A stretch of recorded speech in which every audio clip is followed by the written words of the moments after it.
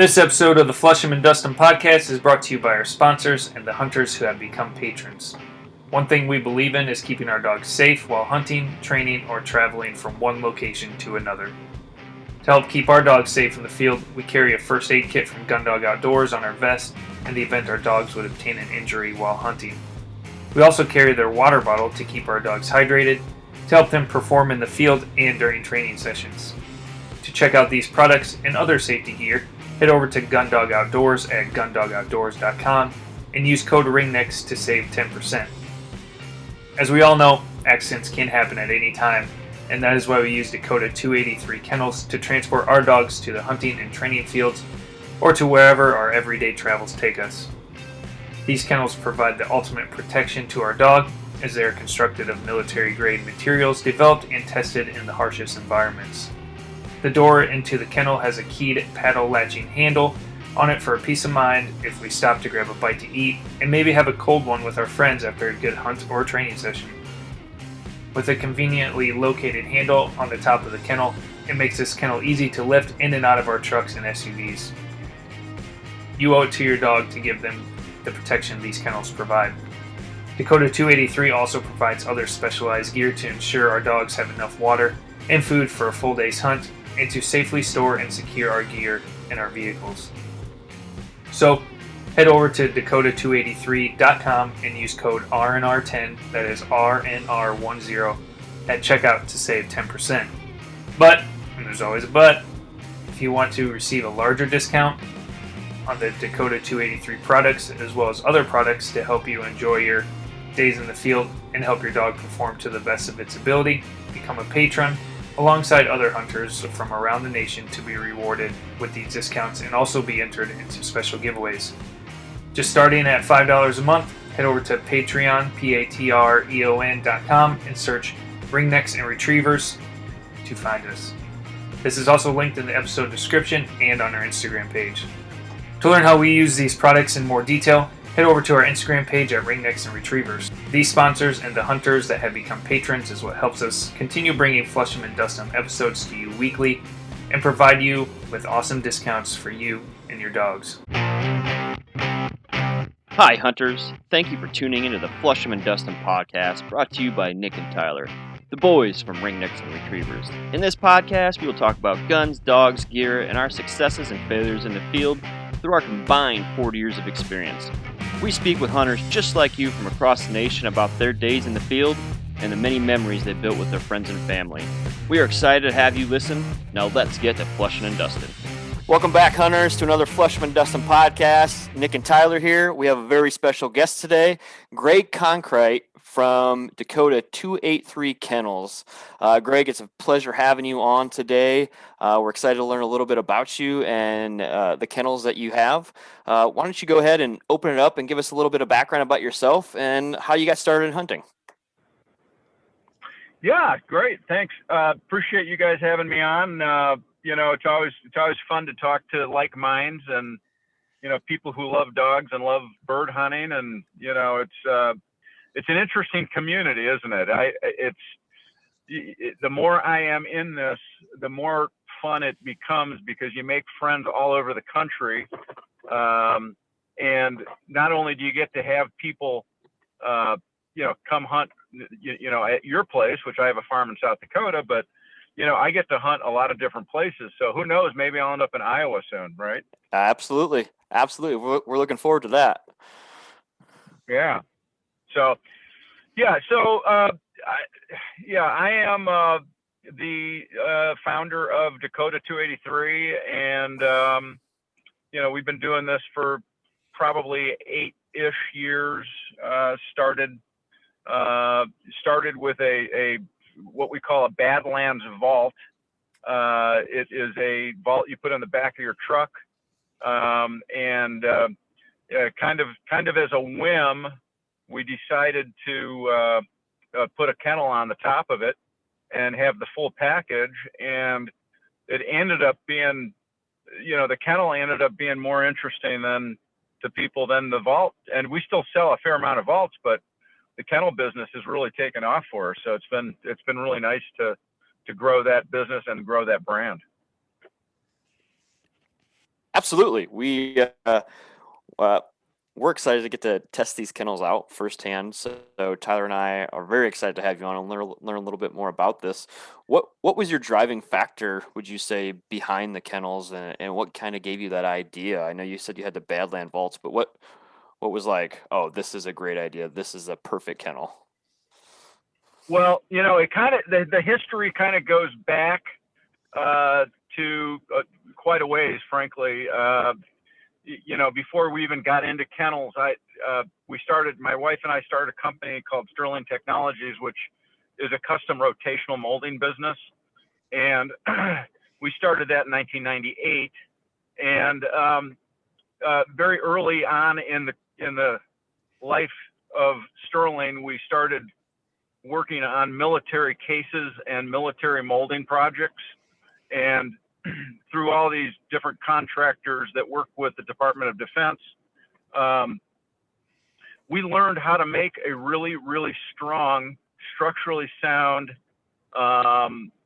military case that can take really big impacts, and that can take the heat, can take the cold, and all the things that you really want in a product that's going to be outside and hopefully never get an impact, but if it does, it can take it. So we learned at a very early age in our career how to make, products that can serve that market. And I've been an upland hunter since the early 70s, way before you guys even were thinking about anything. I wasn't even thinking that. I wasn't even born yet. No, I know. That's what I mean. Believe it or not, now this is Grandpa telling you a story. Back in the early 70s, we used to go to school. We'd walk against the wind and uphill, right? Both ways, right? No. But back in the 70s, we actually, I cut my teeth hunting in Iowa, up near Mason City. Oh yeah.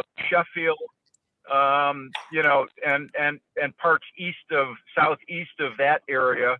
And honestly, man, it was really really good hunting back in the 70s. There was a ton of birds back in the 70s.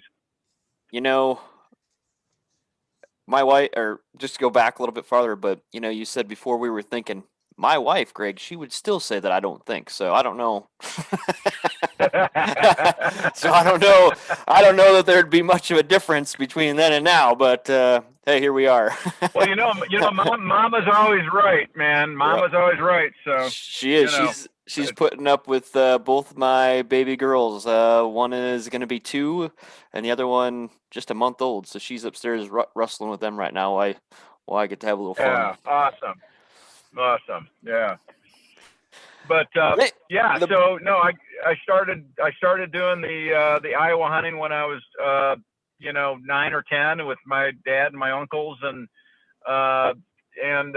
really just got bit really, really hard by the bug as a kid, and always loved to hunt, and really did a lot of pheasant hunting every year whenever I could, at an early age, and never really let go of the fact that, it would be fun to actually market products in that business. And when we got through the early stages of Sterling, making things for other people, we thought, well, why don't we make some things for ourselves? And so we started a company called Good Ideas, and we spawned the Dakota283 brand out of Good Ideas. So, that was really kind of the early stages of developing the kennel back in the early, mid 2000s, I'd say. So, what are some of the key features of the Dakota kennel that you guys have come up with? That kind of make it, obviously it's military grade, which is awesome, but a lot of people think, oh, it's a square kennel, but what are some key features that the Dakota283 brings to the market that people can expect? Sure. Yeah, sure. Well, the premium kennel market has expanded. People are understanding why it's important to have a premium kennel versus those old two-piece kennels that you found the nuts and bolts in the back of your truck after about a month, and you couldn't figure out where to find how to keep them together because they were two pieces. Funny story, Greg. Not to interrupt you, but I had one of those basically a piece of shit one from Tyson's that you bolt them all together. And this past year, I ended up pulling out of the kennel cover, and there were no bolts left. And I know. I was like, oh, geez. I'm like, this isn't safe at all. Yeah. Well, we've all been there, man. We've all been there. So, it's just the evolution of a product, right? So, so back to your original question, I can, if we talk about us versus anybody else, I can go right down the line why we're better. But the primary things that you want to look at in a Dakota are, it's a heavy duty kennel, but it's not heavy. You look at some of our competitors and they're like trying to lift a Liberty safe into your truck. Okay. And honestly, we have a lot of, and I don't want to generalize here, but a female or not a strong person, potentially, not that females aren't strong, but they can't lift some of these kennels into the back of their vehicles. Yeah. So ours, we put a molded in handle in the top, patented molded in handle. So it's right in the center. It's very easy to grab and go. So people can grab it, lift it into their truck. And it is and I say truck, but it could be an SUV, it could be a car, it could be whatever. But it's a very heavy duty kennel that's easy to transport and very portable. Okay. So that's really number one. One of the features that we think is very important. We have also, we talked about a two-piece kennel.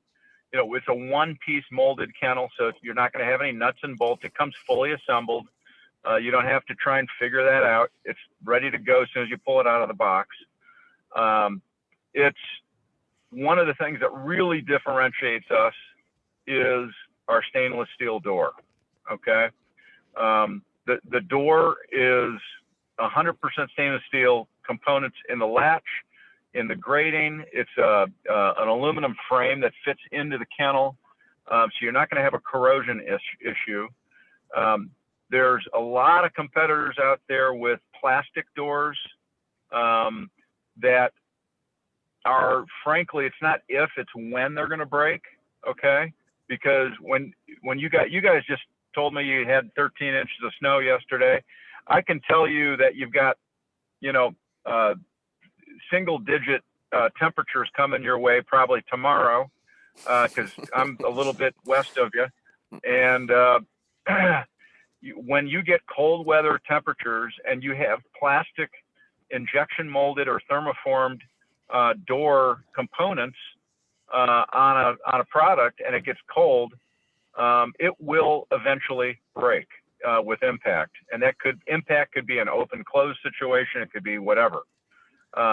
So our door is, frankly, bar none, the best door on the market. And, you pay for quality. It's not the cheapest kennel out there, but you pay for what you get. Right. So, it's a really, really nice product. Greg, are you also a meteorologist? It's -1 tomorrow, just in case you want to know. had to do a little research on my phone quick. I was like, oh, we got to check this out. Yeah, no, man. I mean, we had 8, and I know I talked to my buddies in North Dakota this morning. They had like -8 or -19. It was something ridiculous they had. Man, so, yeah. Yeah. So, Greg, sorry, Nick, where are you going to go? Go ahead. Oh, to piggyback off of, you talked about having the handle right in the middle of the kennel on the top. And I think, if you look at a lot of hunters' trucks, and if you look at guys, a lot of guys like a little bit of a jacked up truck maybe or something, you know, and even a lot of the trucks tailgates sit up pretty high. You know, for even someone who's like 6 foot tall, like myself, you know, you got to lift Right. it up over your waist. So I think having that handle, I'm excited to, you know, get that and just see how easy it is to lift into the back of the truck. But I think that's a good feature right there, is the easy lifting into where you got to place it. Yeah, it's a big deal. It's a big deal for a lot of people. And what else is really nice about that is that's where you run your ratchet straps through Oh. to, Yeah, so it doesn't to lock slip. down. Yeah, you lock that down in the back of your truck. I've got 2 of them in the back of my truck right now. I've got a 1 ratchet strap going through 2 into D-rings in the back of the pickup, and it's so solid you can't even believe it. And it's literally almost impossible in an impact situation to break the handle, okay, before you break the ratchet strap, okay? If you look at some of the competitors out there that have secondarily assembled D-rings on their kennel, so they have maybe a nut and bolt on it, you know, which is, again, a nut and bolt that could go away or vibrate loose. Yep. Or some kind of a rivet assembly to it, I can guarantee you that is going to strip off in an impact or a rollover accident, you know, way before anything breaks on the Dakota. So, you know, that's a huge deal, especially from a safety perspective. If you're worried about your dog, you know, this is a really great kennel to put your dog into. So, those are a couple of really big things on the kennel side. You know, it's very easy to clean. We've got holes in the top left corner in the back, so you can just flip your kennel over and hose it out when you have, you know, potential accident issues or anything like that. And you know, it's a very heavy duty, safe product. We are speaking of safety. We're in the middle of developing testing equipment. We've already done a lot of testing, but we're going to have in-house testing and video for you guys to look at, giving you like hard data on the impact and failure. You know, I was just going to ask that. Does it take? Yeah. I was going to say, I don't know if you're familiar with The Office, but it kind of reminds me of Dwight Schrute when he takes that stroller out and he's just trying to, like, throws it down the stairs and rolls it down the hill and drags behind the car. Yeah. Have you done that yourself? Yeah. Went out like, I'm just going to drag this behind my truck for a couple miles. Actually, it's funny.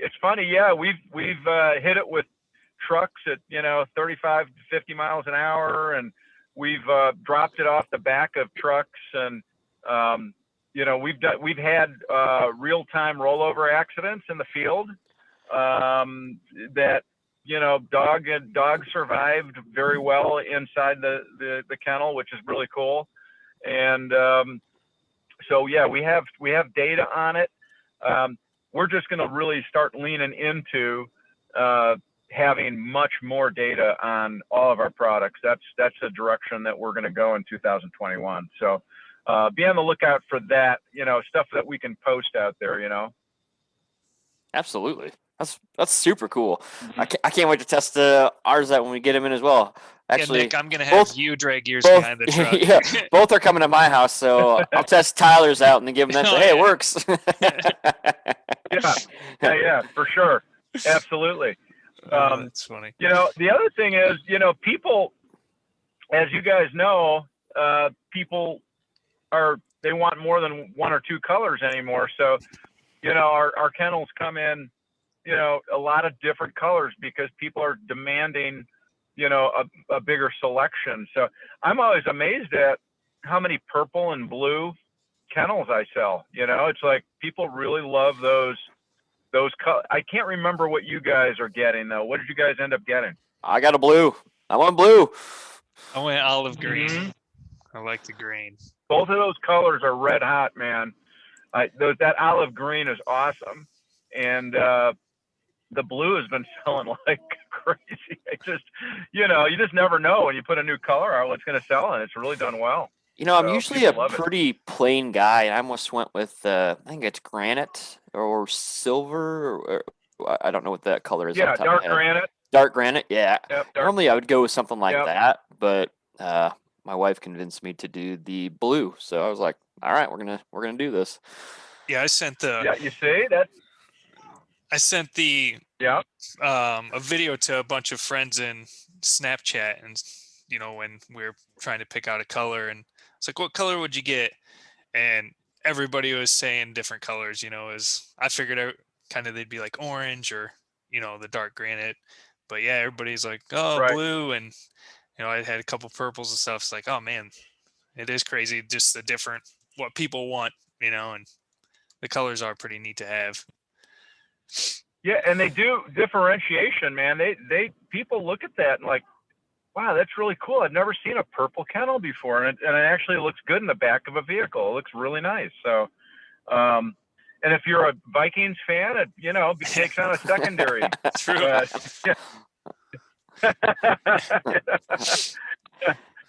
So, anyway, it's been good, man. It's been good.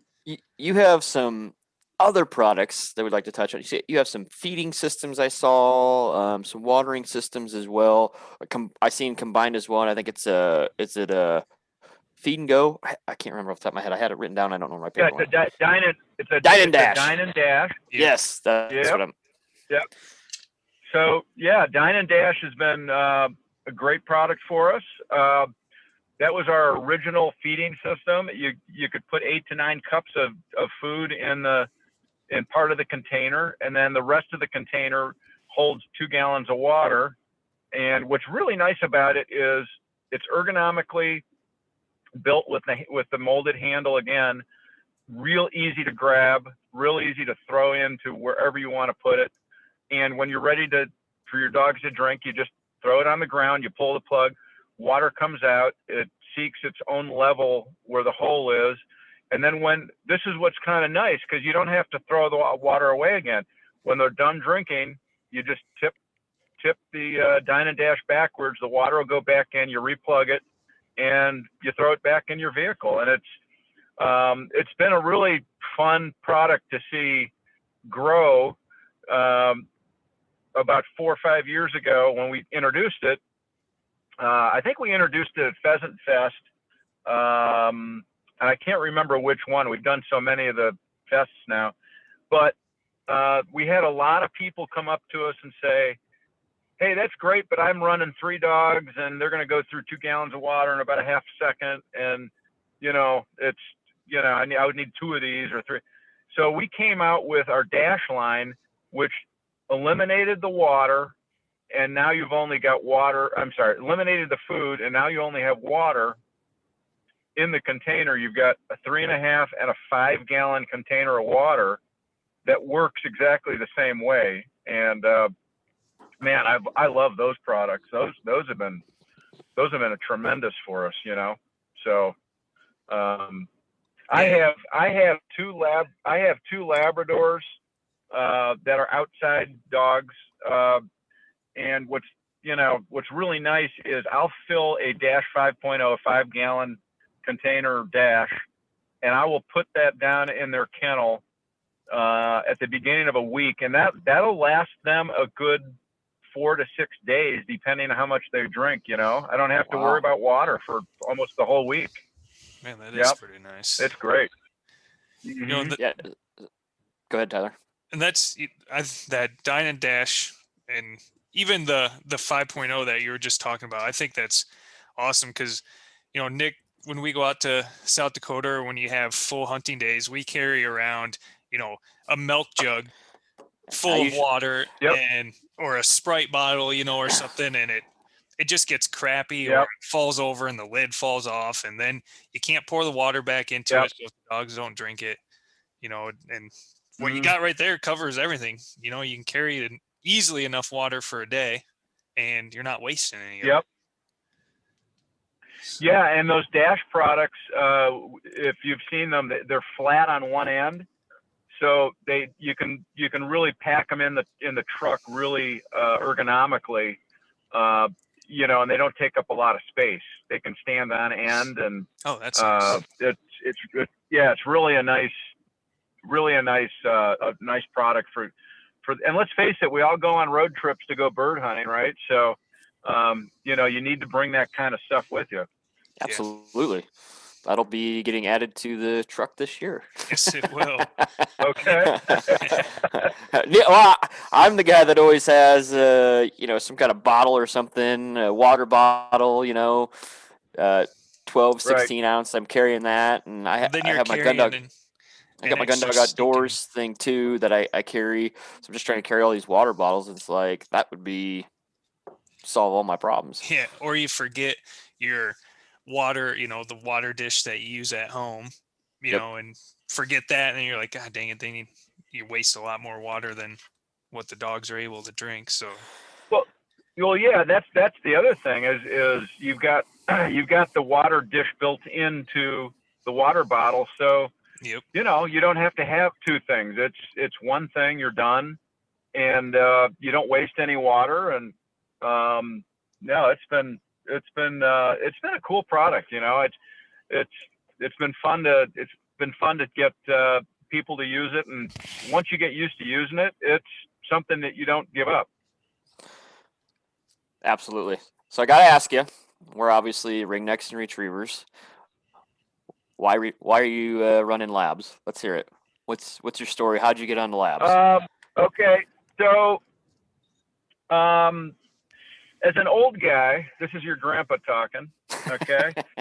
I mean, back when I was growing up, you did a lot. I don't know, just everybody that I hunted with labs. I mean, it was just, that's what we hunted with, number one.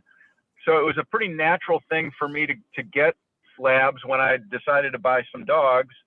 But the other thing is, where I hunt in South Dakota, and foundationally I am a pheasant hunter, okay? But I hunt a lot of other species. But at least on my farm out in South Dakota, a flushing dog is the way to go, because we have so many birds and there's so much scent here that if you get a dog that ranges too far from you, and especially late season, now it's just crazy. I drive down the driveway and they're flushing, just because I'm driving by, they're flushing 200 yards away. I mean, you've got to be really careful about your dog getting too far out. Otherwise, they're going to spook the birds, out of gun range. And there's so many of them that if one gets up, 10 are going to get up with them, right?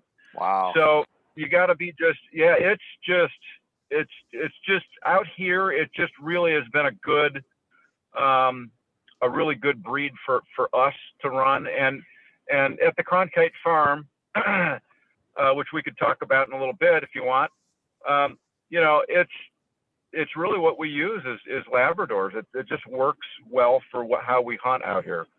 So, I mean, obviously we love retrievers, and Tyler runs 2 Goldens, and I have Diesel. He's my third lab, so we definitely that runs deep in us as well. We like that the flushing dog, and Diesel does do a little bit of pointing. I would call it more of a flash point, I guess.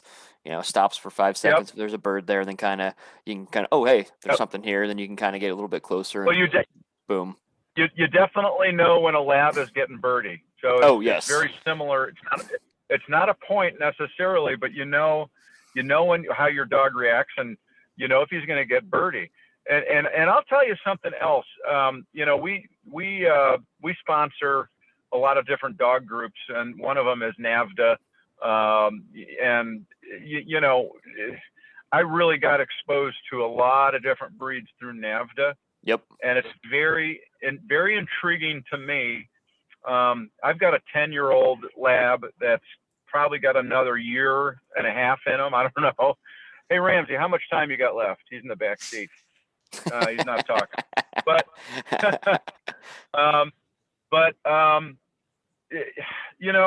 I would consider, after seeing some of these NAVHDA dogs and how great they are, I would consider some of these other breeds. They're really interesting and, versatile and just different than what the labs can do. And I think it might be kind of fun. I'm kind of enamored by the English pointers and the English setters. I really like that, how they look and how they hunt. So I don't know. We'll see. Maybe I'll not be a lab guy forever. We'll see what happens. Yeah, I always think that too. I really love looking at the wire hair griffins. I'm just they look like they're old men, and they're not. And I'm 34 and I got all this gray hair, so I'm always like, that kind of be a dog for me. So I just tell everybody. Yeah. I'm really intrigued by that animal, and I've watched some YouTube videos on them and stuff, but I don't know. Yep. Something about a lab too. I'm always like, I don't know. My wife's only gonna let me get one dog at a time, so I want to make sure it's the right one. Right. Well, I mean, for you guys being rooster guys, I mean, I don't know. I mean, you can't go that far wrong with labs. And honestly, I don't know if you guys shoot any ducks at all, but I just, if I'm duck hunting, I want a lab with me, to retrieve. And maybe some of these other breeds are great with ducks too. I know they do a lot of water testing. But man, my guys are retrieving fools. Absolutely. Yep. I had a wounded, just a quick story. I had a wounded bird down last week, that ran, across the street, through a field, through a draw, across another field and into a tree line. And it was a 200+ yard run, and we were not close to it.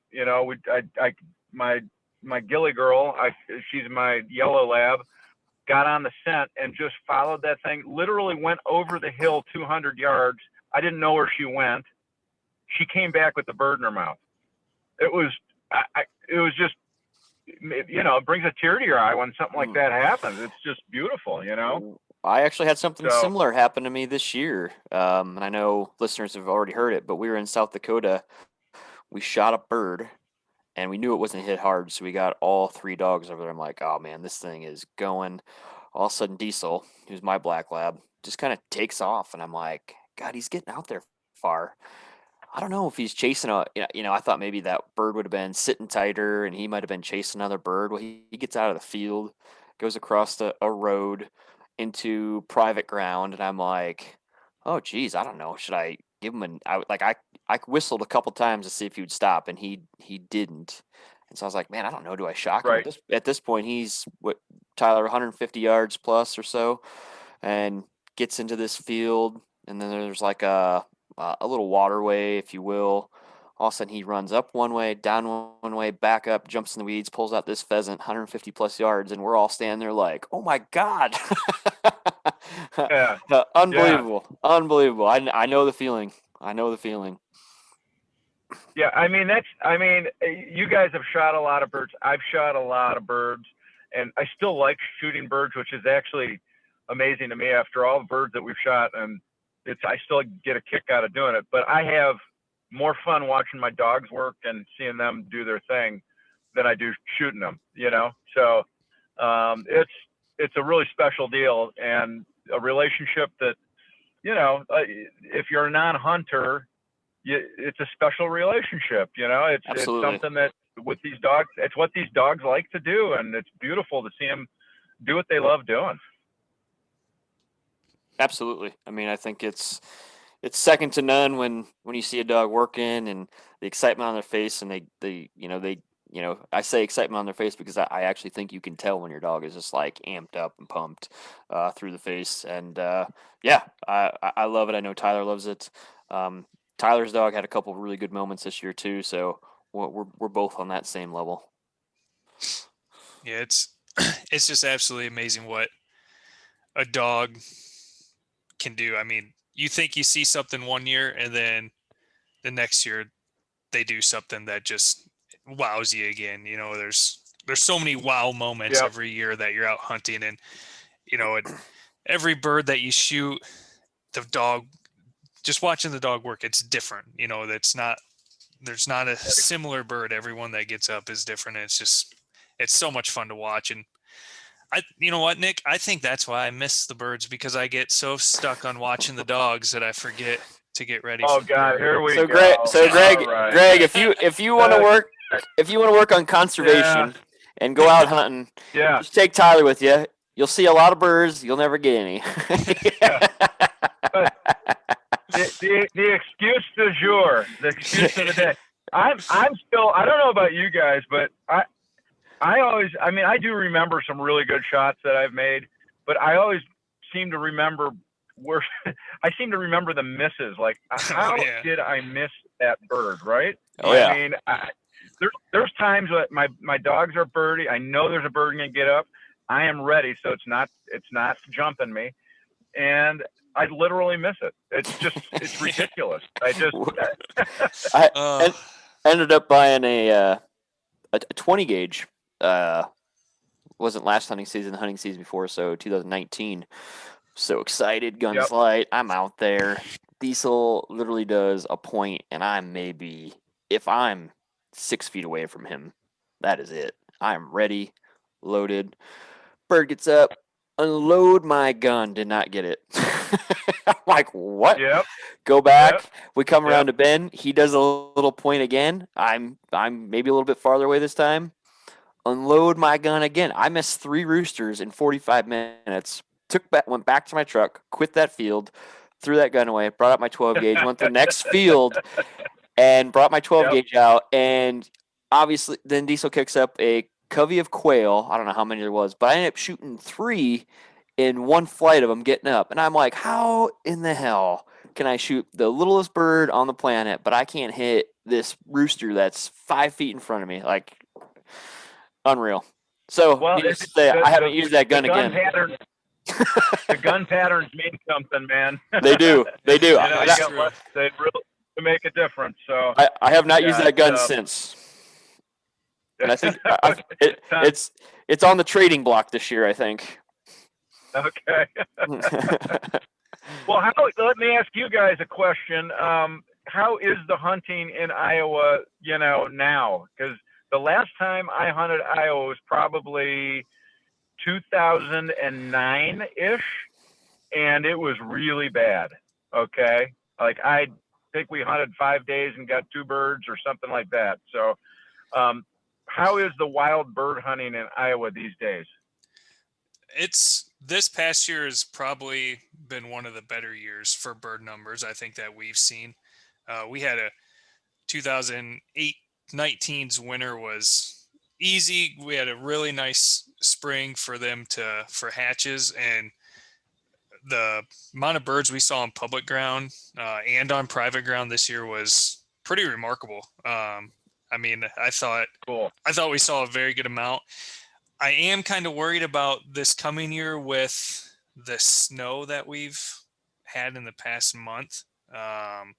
We had 12 inches or so about 3 weeks ago, and we just got dumped on again. And right. So hopefully that doesn't affect them too much. It hasn't been like super cold, which is good, Okay. But there is a lot of snow, so hopefully that doesn't affect them too much. But I thought this year was outstanding for birds, and even quail numbers. I've seen a fair amount of quail, which is pretty cool to see too. Yeah, we shot our first hunt this year as well. See, I did not realize Iowa had. You guys have bobwhites? Bobwhites, yep. Quail? Yeah, I just got one yesterday. I did not realize they had wild bobwhites. Yep. No kidding. Okay. Yeah, there's that's really cool. A little piece of public ground that I don't think really many people. It's right south of the town that I live in that many people know of, and I didn't know about it till this year.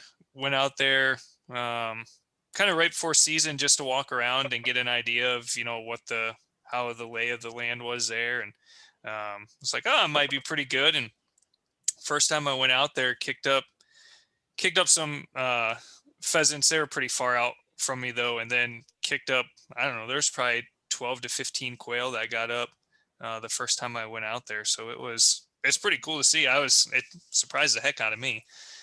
But Yeah. so No, those, that's really cool. yeah. I have not shot a wild quail yet. I've shot quail, but they were pen raised. I've never shot a wild quail. And I must say that, knock on wood, COVID's been good to me in the one sense that we, had to kind of stay closer to home. And actually, Jane and I bought an RV this year, and we traveled, just the two of us. And we did a lot of hunting. I mean, she would walk with me. She doesn't carry a gun.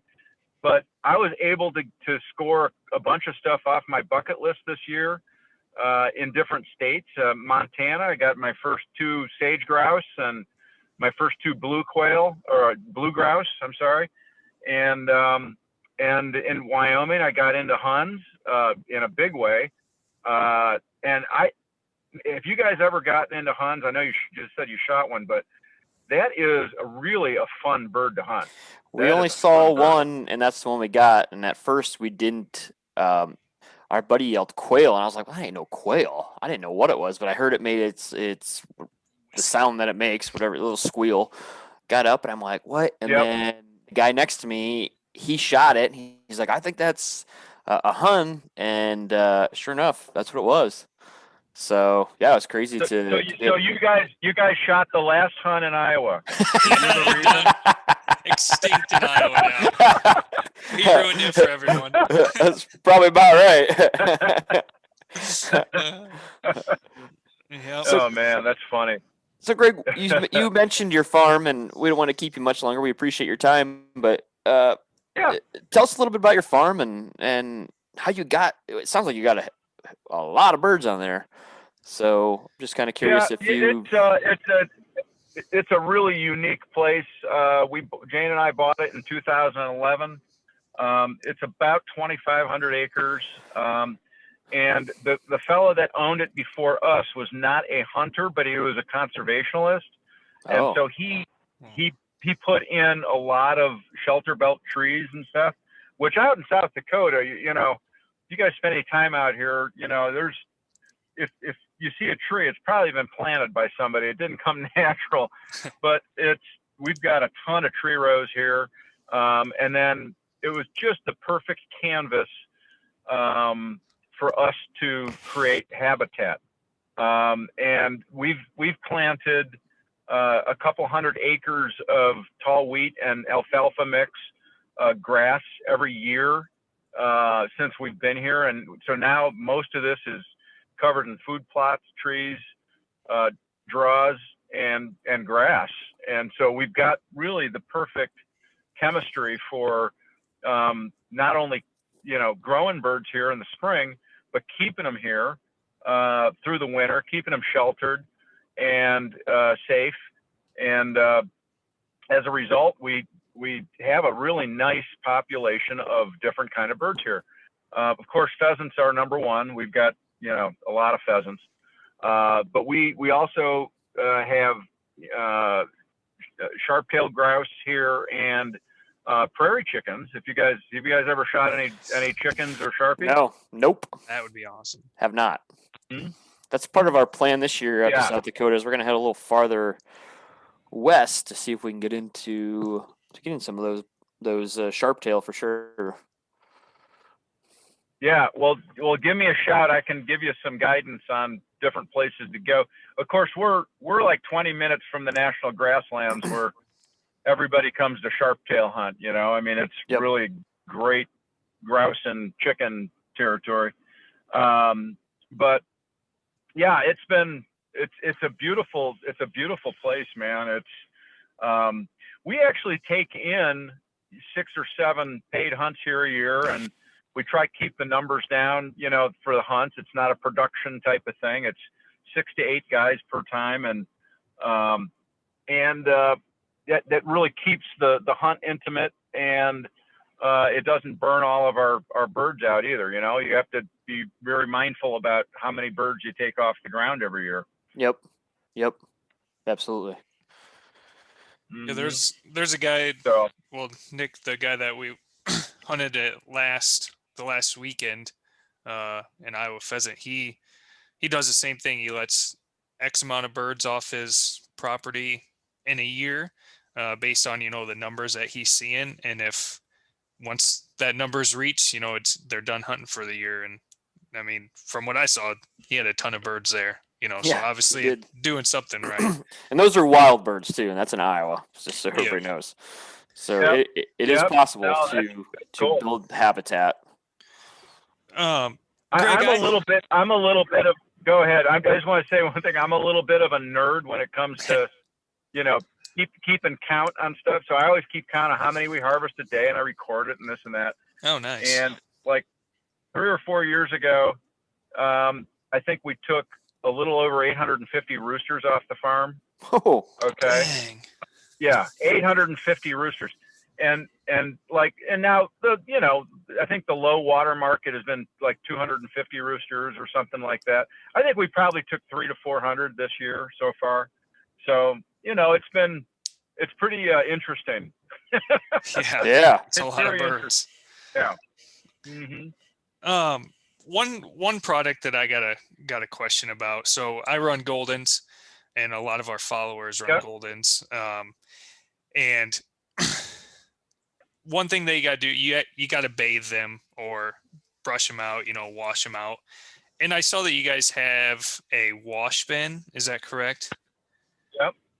It's our Groom Pro. It's a bathing station. Yeah. Can you kind of explain how that works? I was trying to check out some pictures to see, like water source and what you got to do to set it up, because I do feel like, during season, and especially after a golden is in the water, veterinarians and whatnot recommend just at least rinsing them off because of their coat.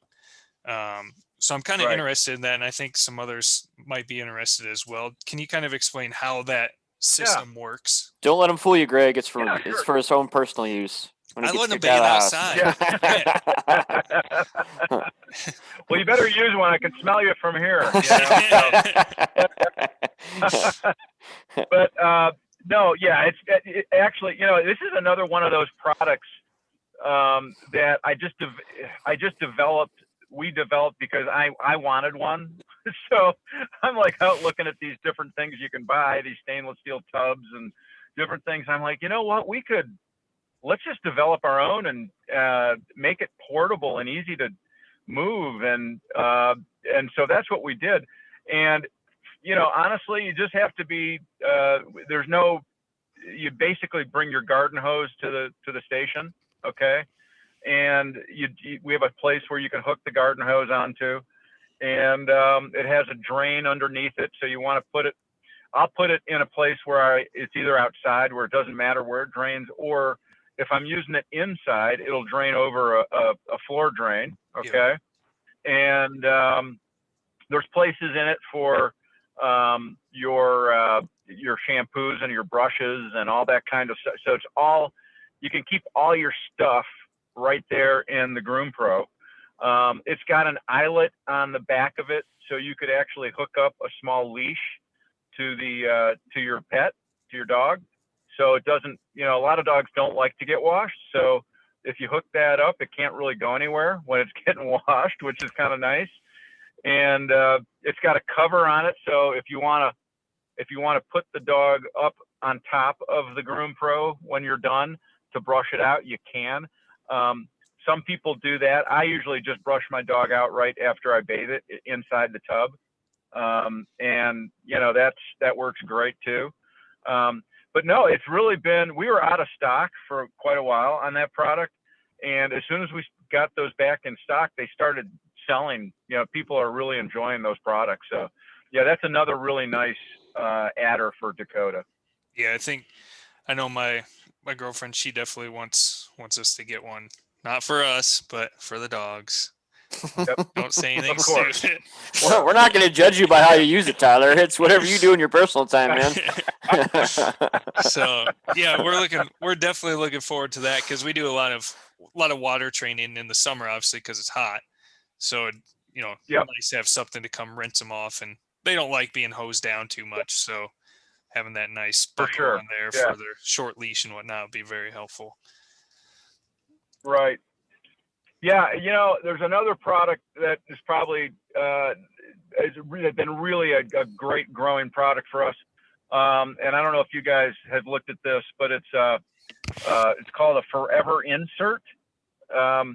And so when you guys buy a puppy, or when you buy a puppy from a breeder, one of the things little puppies like is they like small areas. So they like a smaller kennel or a crate, right? Yep. They feel safe when it's small, and they can snuggle in there and be comfortable. Well, so a lot of people end up buying a crate for the puppy, and then when it outgrows that crate, they have to buy their what I call their forever kennel to put their dog in. So what the Forever Insert does is you put it inside the kennel. It creates different space limitations inside the kennel, and you can move it as your dog grows. Your dog learns as a puppy that is his home, when it wants to be crated. And eventually you take the Forever Insert completely out, and you have your forever kennel for your dog. So it's really a nice way to segue a puppy into its permanent crate, which is really nice. Yeah, that is That nice, is really unique. nice. Mm-hmm. Well, Greg, So- we do not want to take any more of your time. We appreciate you hopping on here at 6:00 at night. Your Yeah. wife's probably wondering, what the hell is he doing? No, Jenny is used to this stuff.